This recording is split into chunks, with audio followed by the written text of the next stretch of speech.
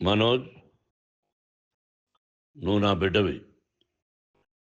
లక్ష్మీ ప్రసన్న, విష్ణువర్ధన్ బాబు, మనోజ్ కుమార్. నిన్ను ఎలా పెంచానురా నేను? అందరికంటే నిన్నే గారాభంగా పెంచానురా. నీకే ఎక్కువ ఖర్చు పెట్టి చదివించాలని ప్రయత్నం చేశానురా. నువ్వు ఏది అడిగినా నేను నీకు ఇచ్చానురా. కానీ ఈ రోజున నువ్వు చేస్తున్న పని బిడ్డల గుండెల మీద తంతారంటారే, అలా తన్నేవరా. మనసు ఆవేదనతో కింగిపోతుందిరా. నేను మీ అమ్మ ఏడ్చుకుంటున్నావురా. జర్నలిజం ఉన్నది లేనిది, లేనిది ఉన్నట్టు రాస్తున్నారా. నువ్వు నన్ను కొట్టడం ఏంట్రా? నా బిడ్డ నన్ను తాకలా. ఇద్దరం ఘర్షణ పడ్డాం కొన్ని కారణాల వల్ల. ప్రతి ఫ్యామిలీలోనూ ఉంటాయిరా ఇవి. లేనివాడు ఎవరైనా ఉంటే ప్రపంచంలో ఒకరున్నారేమో, 1% ఉంటుందేమో. అటువంటి వాళ్ళ ఇంటికి వెళ్ళి కాళ్ళు గడిగి నిద్ర పూసుకోవచ్చు. భారత భాగవత రామాయణాలు చూశావు కదరా. ఏమిటిది?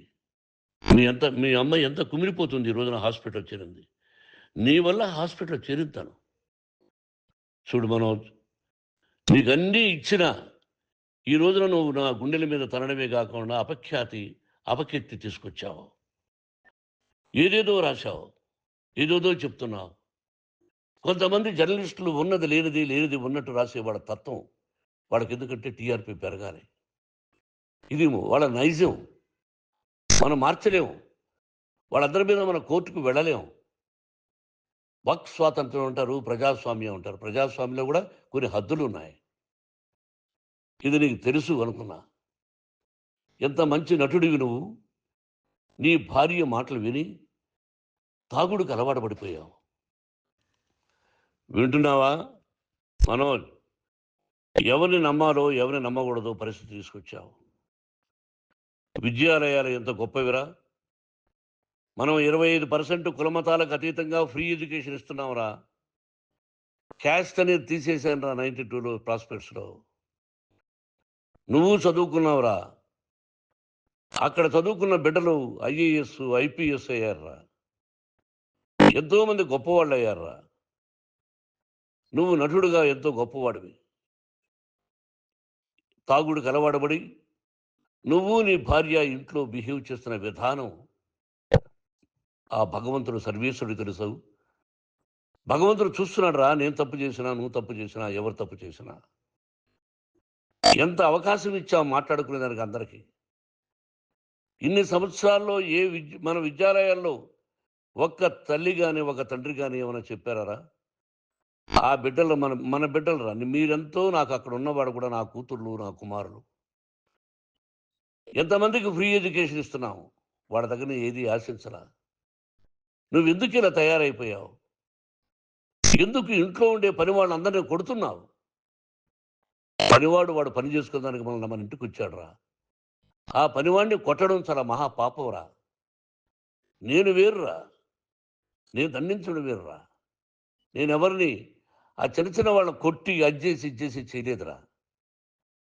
సినిమా ఇండస్ట్రీలో మోహన్ బాబు కొడతాడు, తిడతాడు అంటే అది షూటింగ్లో జరిగి ఉండొచ్చేమో. కానీ ఇంట్లో ఉండి 10 సంవత్సరాల నుంచి 20 సంవత్సరాల నుంచి పనివాళ్ళు ఉన్నారు.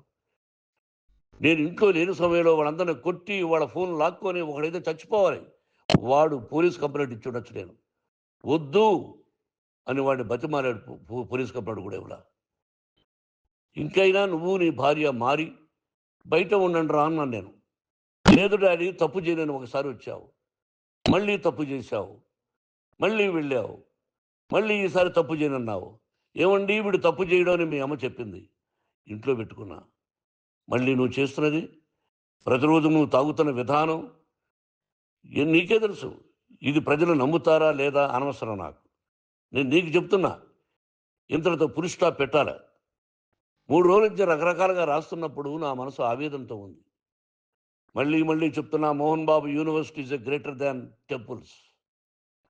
Greater than temples. బిడ్డలను కాలేజీలో చేర్చుకునే ముందు చెప్తారు, అన్నయ్య ఎంత ఉంది యూనివర్సిటీ రూల్స్, ఇది మా పద్ధతి, మీకు ఇష్టమైతే చేర్చండి. గవర్నమెంట్ బిడ్డలను గవర్నమెంట్ ఏమిస్తుందో ఇంత పర్సంటేజీ వాళ్ళకు కూడా మీ దగ్గర ఎందుకు డబ్బు తీసుకుంటున్నాం అంటే దానికి అర్థం పరమార్థం చెప్పాము. దొంగతనంగా తీసుకోలేదు. ప్రతిదానికి చెక్కులున్నాయి. అది అకౌంట్ ఉంది. దానిలో తప్పులు జరిగితే డిపార్ట్‌మెంట్ ఉంది. కాలేజీలో ఇంకేమైనా తప్పు జరిగితే గవర్నమెంట్ ఉంది. ఇవన్నీ నీకు తెలుసు. ఈ రోజున ప్రపంచంలోనే నంబర్ 1గా చేయాలని మీ అన్న కష్టపడి ఇతర దేశాల్లో నంబర్ 1 యూనివర్సిటీతో టై అప్ చేశాడు. ఈ రోజు నువ్వు చేసిన విధానం ఏమిటి? నువ్వే ఒకప్పుడు నాకు ఇవి ఏమొద్దు నేను యాక్టింగ్ అన్నావు. ఈ రోజున ఏం చేస్తున్నావు? విద్యాలయాల మీద పడ్డావు. తల్లిదండ్రులు చాలా గొప్పవాళ్ళురా. కొంతమందికి డబ్బు కట్టలేకపోవచ్చు. కట్టని వాళ్ళకు కొంత సహాయం చేసాం. అంతా సహాయం చేయలేము. బ్యాంకుల్లో డబ్బు కట్టాలి. లెక్చరర్స్‌కి డబ్బులివ్వాలి. యూనివర్సిటీ బ్రహ్మాండంగా నడపాలంటే మంచి లెక్చరర్స్ కావాలి.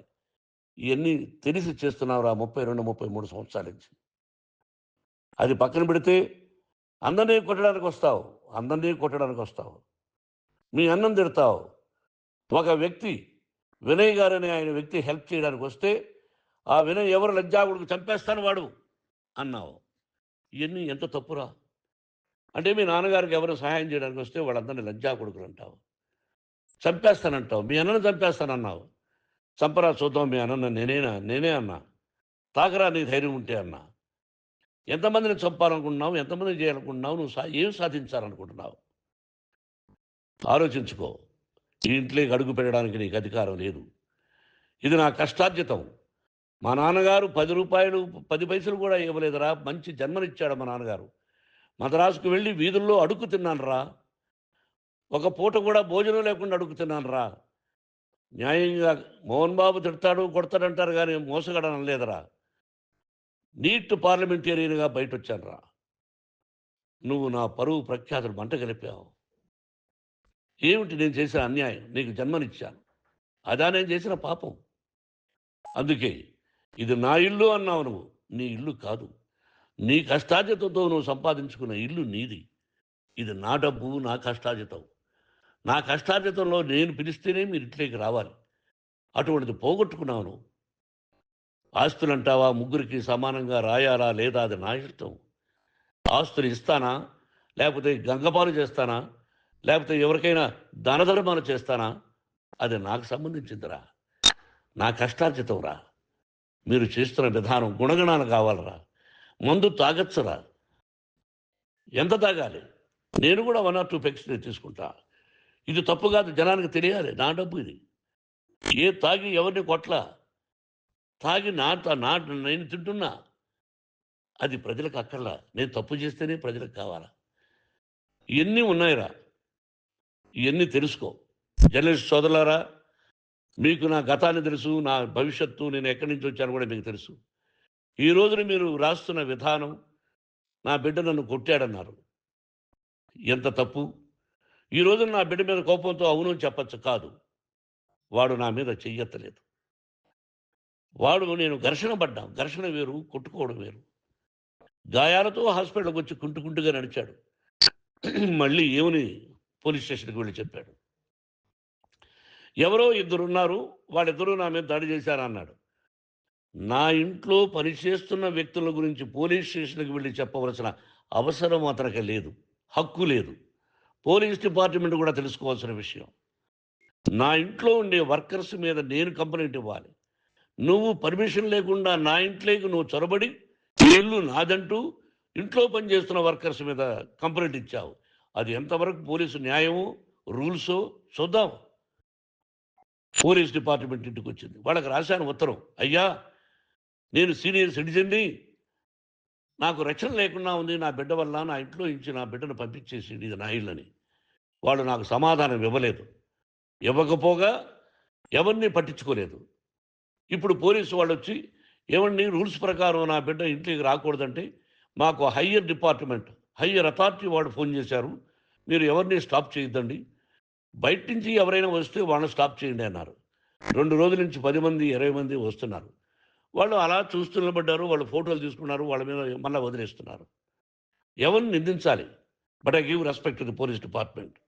వాళ్ళకి ఏ అధికారి ఫోన్ చేశాడో ఆ అధికారికి ఏ పొలిటీషియన్ చేశాడో అది వాళ్ళకే వదిలేస్తున్నా.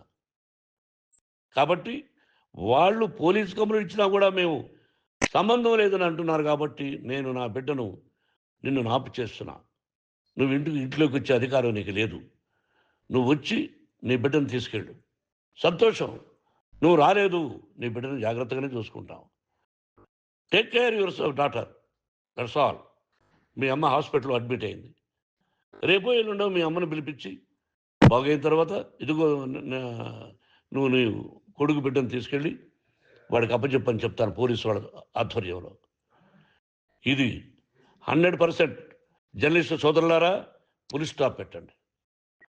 మీకు కుటుంబాలు ఉన్నాయి, మీ యజమానులకు కుటుంబాలు ఉన్నాయి. మీ కుటుంబాల విషయాలు, మీ యజమానుల కుటుంబాల విషయాలు మేము ఎవరు జోక్యం కలుగ చేసుకోవాలా. మేము నటీనటులం. మాది తప్పుంటే నటుడుగా నన్ను ఫెయిల్యూర్ అని రాయండి, నా నటన బాగలేకపోతే రాయండి. బట్ ఇంటి లోపల సందులో నుంచి చూస్తూ తప్పు చేస్తున్నామని ఉన్నది లేనిది లేనిది ఉన్నట్టు రాయకండి. మీకు నా హృదయపూర్వక నమస్కారాలు. ఇన్ని రోజులు హృదయపూర్వకంగా ఎంకరేజ్మెంట్ చేశారు. ఆ ఎంకరేజ్మెంట్కు నమస్కారం చేసుకుంటూ I love you all. I love you police department.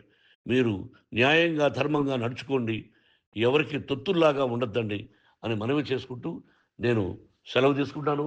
Thank you very much for all the journalist. ఇక్కడ